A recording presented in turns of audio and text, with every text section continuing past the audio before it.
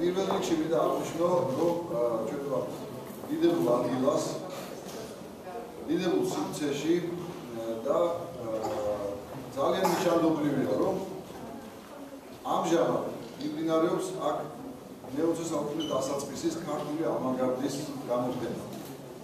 ქართული ლიტერატურული ავანგარდის გამოყენება.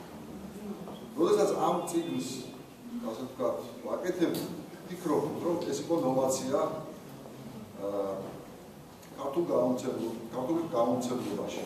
ეს იყო პირველი ქართული ონლაინ რომანი. შესაბამისად, ყველაზე სიმბოლურად შეჩნეთ სწორედ აქ ჩაგვეტარებინა, ამ სივრცეში ჩაგვეტარებინა ეს ღონისძიება. ერთი ნახევარი საათის წინ დავამთავრე მე ამ წიგნის კითხვა. ვთქვათ, ძალიან საინტერესო რამ გახლავთ და თავარი კითხვა, რომელიც ამებად არ წამოსულის წინ, ჩემი მოსაზრება თუ აზრი თუ შთაბეჭდილება გამეზიარებოდა თქვენთვის. თავარი კითხვა ესეთი იყო, მაგრამ რატომ არის ეს ყველაფერი საინტერესო? რატომ შეიძლება იყოს ეს საინტერესო? და რამდენიმე პასუხი ამოვიწერე ახლა პირდაპირიდან თქვენ და მინდა რომ გაგაცნოთ ჩემი მოსაზრება ძალიან პირველ რიგში მე მეჩვენება რომ ეს საინტერესოა იმიტომ რომ არ ვთავაზობ